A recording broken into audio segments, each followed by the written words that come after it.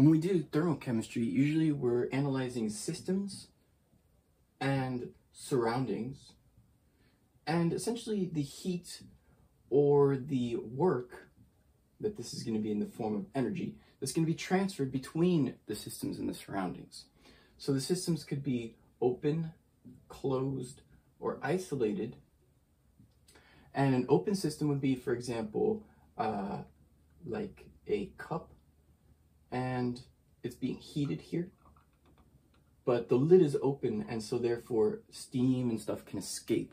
So it's kind of important that the lid is open in the open system, and that way it can transfer energy. And again, that's going to be in the form of heat or work, but it could also transfer matter, which means it'll transfer the steam, so stuff can escape. And then in the closed system, it could transfer energy still. So let's look at that one. It would be more like a pot with a lid on top, and here the lid is closed. And so that's why it's a closed system. So you can't transfer the matter, okay? The stuff can't escape from here. So you just be able to transfer the heat into it, and that's the energy. And in the isolated system, you can't transfer energy, and you can't transfer matter, and that would be something more like a thermos that is going to be like insulated. So insulated thermos. And you can't feel the heat inside of the thermos, so you can't transfer energy, and matter won't escape either. So these are the systems and how they interact with their surroundings in thermochemistry. Let's discuss what a state function is. That's essentially, if you're looking at this mountain and you wanted to get to the top here, it wouldn't matter if you started here and just try to wrap around and finally get to the top going that way, or if you kind of more took a direct route and just got straight to the top like that. Because in the end, you still went from basically 0 elevation to 100 elevation, and it didn't really matter, you know, how you got there. So if we can categorize something like elevation to be a state function, then we would have to realize that there's something that's not a state function, which would be essentially the distance traveled, right? The total distance. So that total distance compared to that total distance, those are two different things. So this is not a state function, but the elevation level literally is. And that works for things like enthalpy, which we will define soon. It works for things like temperature. It will work for pressure, volume, energy, and entropy. But for the non-state functions, then the two main ones that we've been thinking about is going to be like heat and work. So these three are going to be pretty important. Actually, this one and this one as well. These are all kind of important parts. Actually, these are all very important parts for thermochemistry. So it's important that we understand which ones are state functions and which ones are not, and how that works. Let's define some basic unit conversions. We've got things like watts, which is going to be joules per second. The joules, you may have noticed, were kilograms, and then we have meters squared over second squared, which is mass times velocity squared. And then we also have that being equal to Newton meters. We have a small calorie equal to 4.184 joules. We have 1,000 calories, small calories, equal to a calorie with a capital C. And then we have the kilowatt hours being equal to 3.60 e to the 6 joules. L times ATM, that's liters times the atmospheres, equals 101.325 joules. PA, that's pascals, times centimeters cubed, is a nice way that we can get straight to joules, e to the -6, and those are some unit conversions which would be helpful. Now in this thermochemistry, you're usually dealing with heat and work, right? And of course, that's going to have an effect on the internal energy of the system we're dealing with. So the change of the total internal energy can be represented by the Q, which is the heat, minus the work provided by the pressure times volume conversion that we had over here. So we're going to have to sort of define these two things a little bit individually. Now let's look at this from the perspective of the system. Let's imagine that we have something that is a heat sponge. that means that it's going to be absorbing the heat, so the Q will be positive. If something is emitting heat, heat is emitted, then that Q will be negative because the heat will be lost. Now, if something is absorbing heat, like a heat sponge, that would be called endothermic. The heat is positive. And when the heat is emitted, that is called exothermic. And of course, Q is negative. And the thing is, though, that when something absorbs the heat, it turns out that the surrounding area will be cold. It will feel cold because it's absorbing all the heat in the area. So the surroundings will feel cold. As far as the exothermic, though, because the heat's being emitted, the surroundings around that reaction are going to feel hot. And so this is kind of some signs that things are endothermic or exothermic, if the surrounding is becoming hot or cold. Now, as far as the work goes, it's pretty simple. So if the work was expended by this system, the work will be negative. And that's sort of a default right here. But if the work was gifted by the surroundings to the system, then of course that would be a plus W because it was granted this work. We'll discuss what that means a little bit later. Now let's define enthalpy. So enthalpy is going to be this delta H, and that's going to be equal to the change of the internal energy plus the work that was contributed by the pressure times the volume thing. This equation works really well at constant pressure because at constant pressure, delta H is equal to Q, which means that you can actually just sort of rearrange this equation. Notice this is the same equation as this. If H equals Q, that happens at constant pressure. At constant volume, what happens is work becomes zero because this work pressure thing has to do with the change of volume. And if the work is zero, then, well, what's interesting is that delta H equals Q, but it also equals the delta energy change. So these are just some situations that we can use this enthalpy equation to our advantages. So here's the crazy thing. We're looking at this external pressure on the outside, usually be like 1 atm or something, and we're going to multiply that by the change of volume. And that's going to equal work, but it's the pressure volume work. So it's more like L times ATM, which requires the conversion factor over here. Now, if the volume, delta V, is positive, that means that the system is expanding. And so therefore, the work has been expended by that system. So it's negative work. Now, the reason for that is because if I were drawing a little box here, and I was expanding from here and pushing all the way up to there, I would require a force to do that, and I would move a certain distance, so some work has been done. Now, if I'm pushing against the surroundings, then whatever's on the inside is doing the work. So that's why this thing is losing work on the inside. And then if it's a negative volume, then that's just going to be compression. And so the work is essentially been gifted, because if this thing has been smushed, then, well, it's been granted work, so it's plus W. The system didn't do the work. The surrounding donates the work. Now, an important equation in this process is going to be P external times the delta V is going to be equal to, let's call it delta N, and then we have an RT over here. Now, this side of the equation, nRT, is only for ideal gases. You can't use that for any other situation. So usually you'd use the left side. But if you're looking at the changes of gases, what that means is you're looking at the change of moles of gas that started from the reactant side and went over to the product side.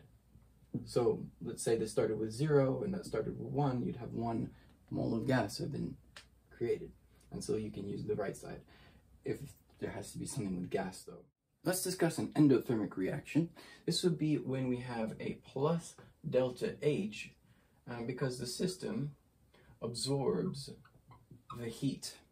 We could represent that with this equation. We could say NH4Cl, and this is a solid here, plus delta H, the reaction, that'll become NH3, and this is a gas, plus HCl, and another gas here. So this is an endothermic process. We could see the H is on the left side, and it's a positive H, so it's being sort of added into this system here.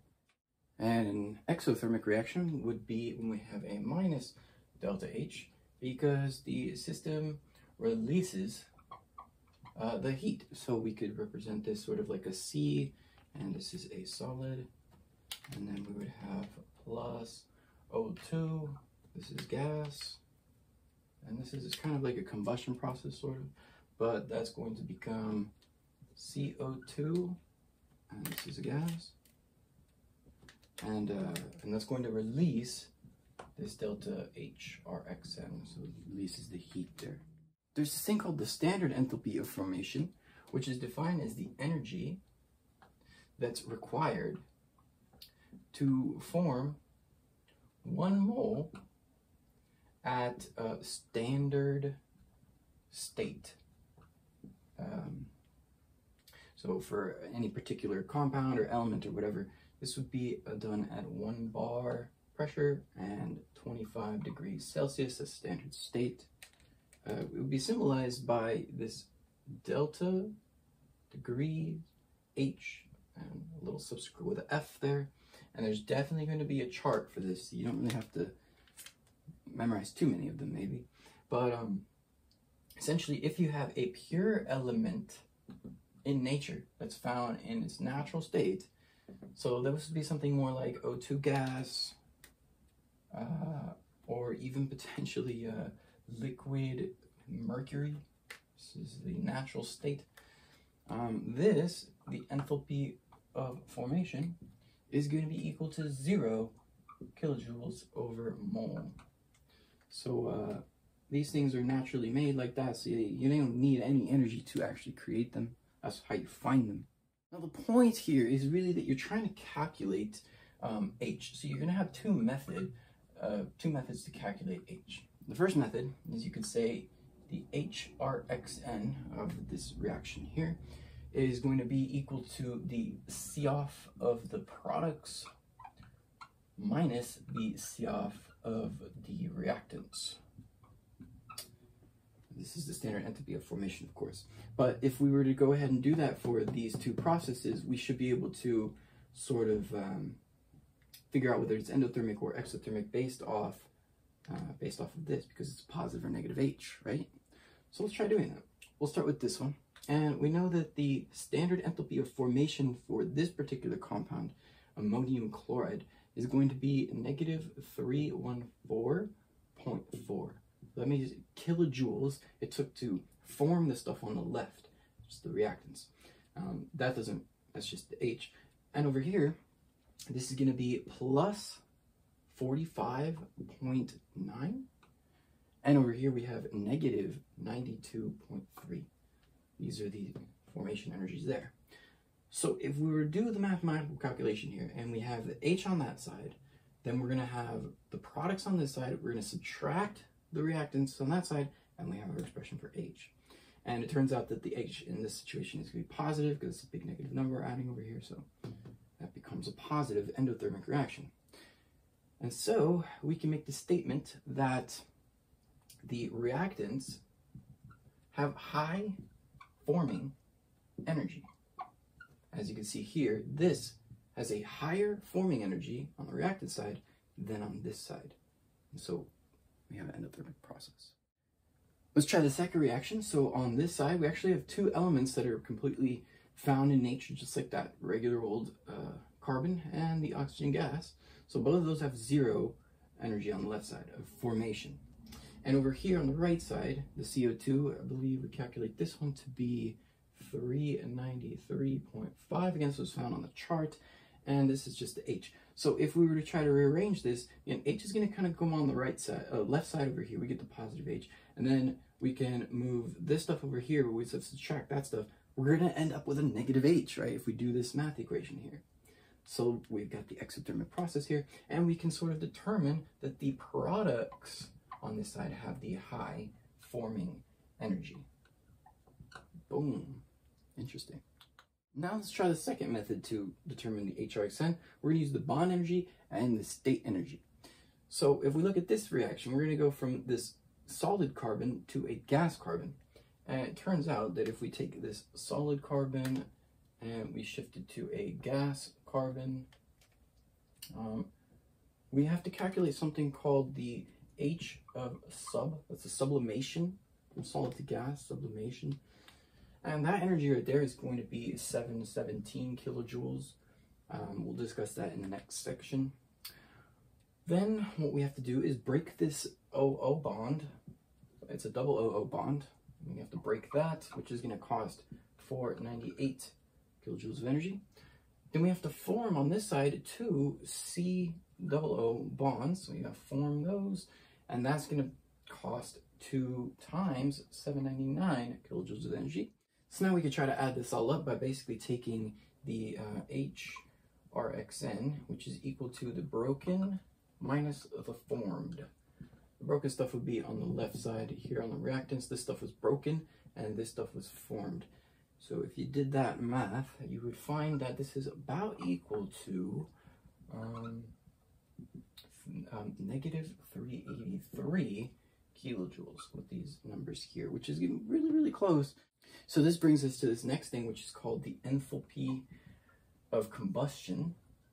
So what we just did is we combusted carbon over here.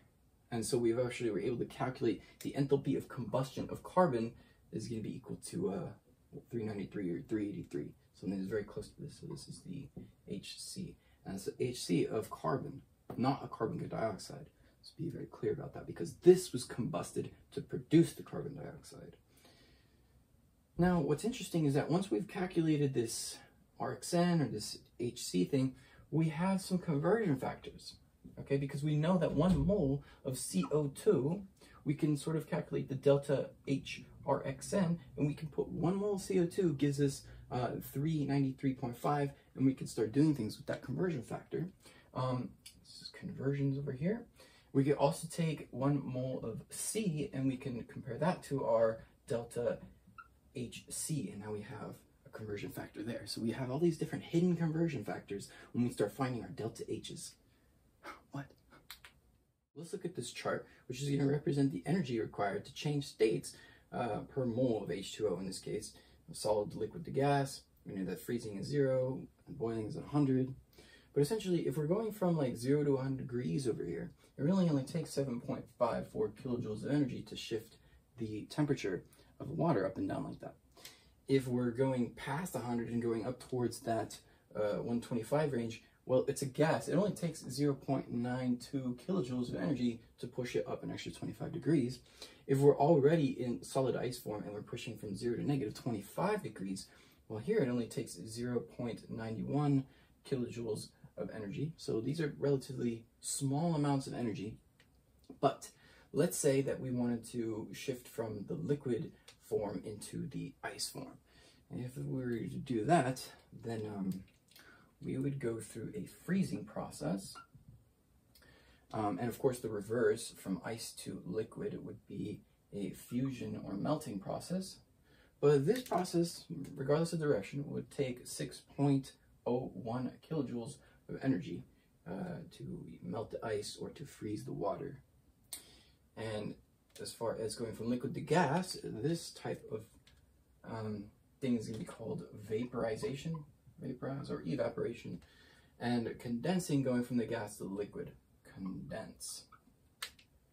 And this type of energy would require 40.67 kilojoules. That's going to be a large amount of energy compared to the other times that we have on this chart. Let's define some of these words that we're talking about over here. We have things like vaporize, melting, fusion, sublimation. So this is going to be liquid to gas, vaporization. Melting and fusion is solid to liquid, and the sublimation is solid to gas. All these on the left side here are going to be plus heat added into the system. And so therefore, the heat is going to be consumed as a reactant, so this is an endothermic reaction, and you can think of it like ice plus heat gives you water. On the other side, we would have something like condensation.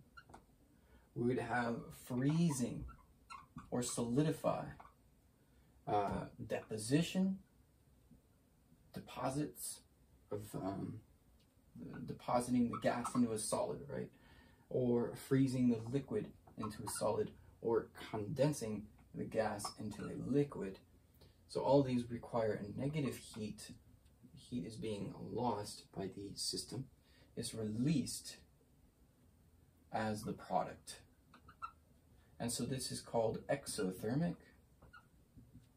And you could think of it as water in the freezer. If you put water in the freezer, the heat is going to start radiating out of that water into the freezer. And, well, the water is going to get cold, but the freezer surroundings is kind of going to get warmer a little bit from that water. Although it's kind of countered, but that's the point, is that the heat from the water is going into the freezer as it's freezing. It's exothermic. What the hell?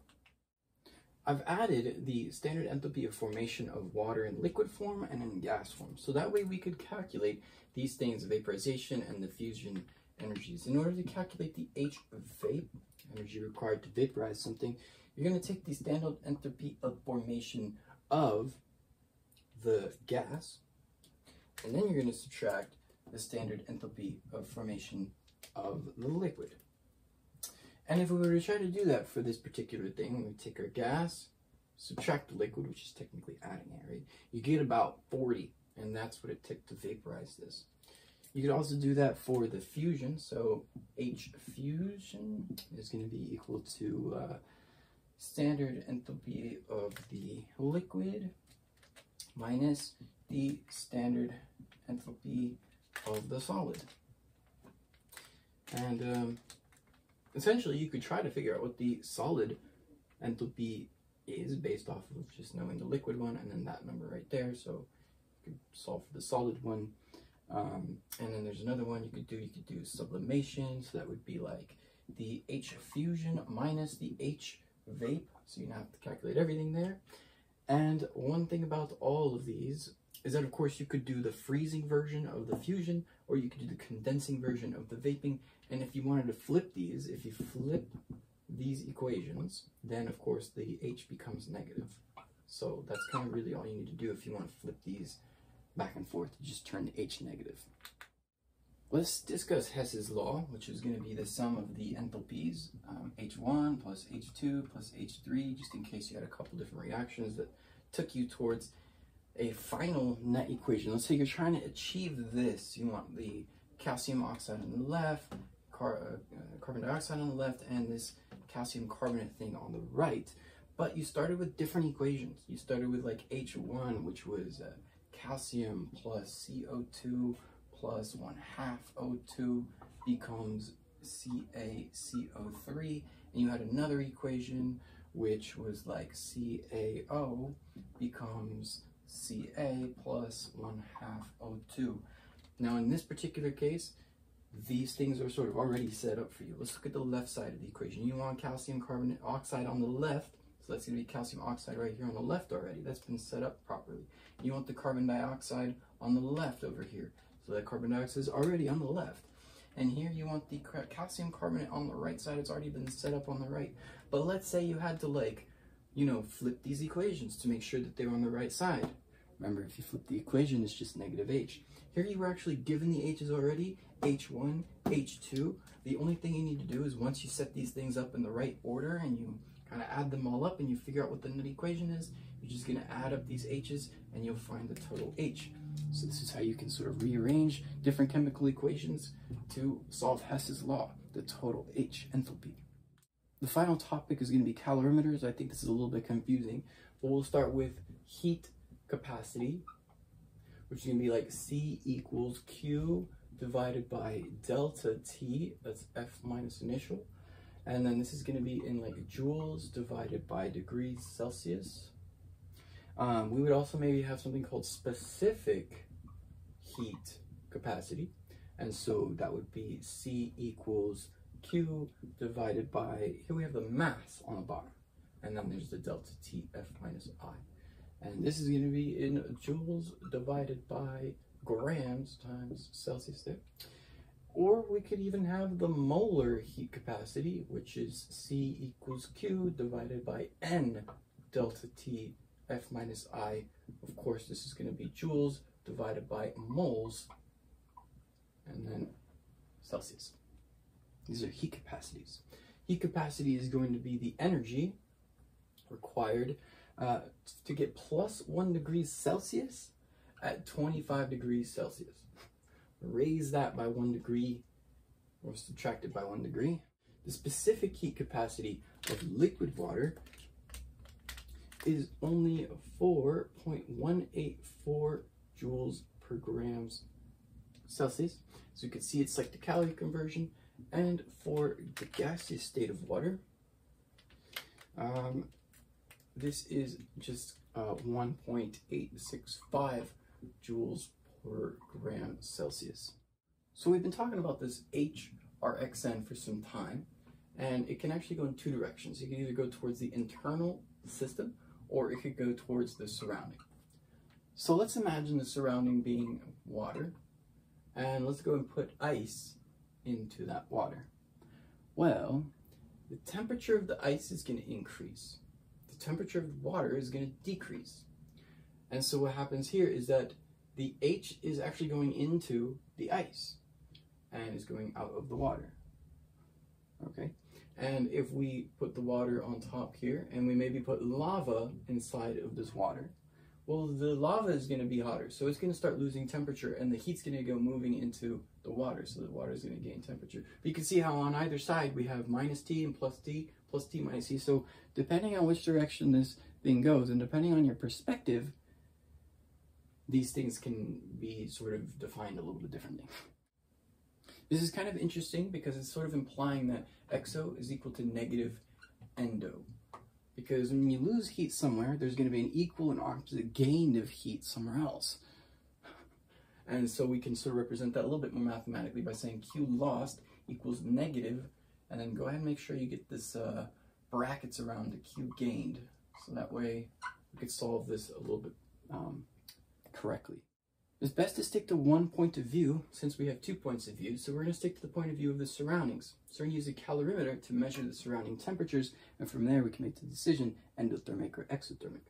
So at constant pressure, we can use this thing called a coffee cup. Since you have a simple cup with like a little lid here, and it's not like sealed or anything, so like the air can escape and the pressure can sort of, you know, stay chill and equilibrate and stuff. Essentially, you have a thermometer that's measuring the solution in here. This is the water. So the changes in the temperature of this water will reveal whether the reaction that's happening inside is endothermic or exothermic. And you're going to want to use this particular equation. Q at the constant pressure is going to be equal to the mass. Usually you're going to be the specific heat capacity of whatever's inside of that solution. And then you go delta T, and then that's going to be equal to the HRXN. So if you know the specific heat, go ahead and use this equation. The next type of calorimeter is going to be at constant volume, so that's basically a bomb. It is going to be sealed shut so that the volume doesn't change. You're going to set off that explosion inside. It's going to create sort of a change in pressure and stuff like that. But essentially, you're going to use this equation. The QV is going to be equal to C cal. It's usually the heat capacity of the calorimeter times the delta T of this thing. And because the volume change was 0, it turns out that the work was 0. And if you look at this equation, that means that Q equals that. So you'll have the total change in the internal energy.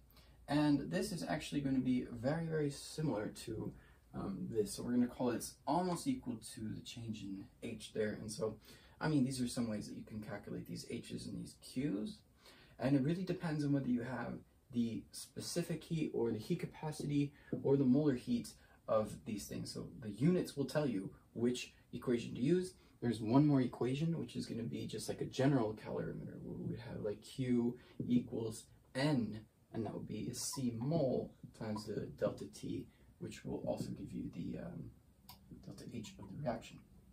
Now, remember that we are focusing on the temperature of this water, of the surroundings. So if these things, if this delta T that we have right here, if delta T is positive, then we know that this is an exothermic reaction.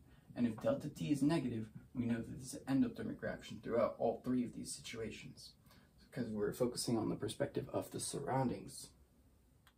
And of course, the final equation that will help to bring all this stuff together is the fact that you might have to sum, if you want to find the complete heat of the surroundings, you might have to sum the Q cal plus the Q of the solution in order to figure out the total heat from the surroundings, because the solution is going to absorb some heat, but also the calorimeter is going to get some heat in well too. So you might have to account for both of these sometimes. Just add it all up. And this is the basics of thermochemistry.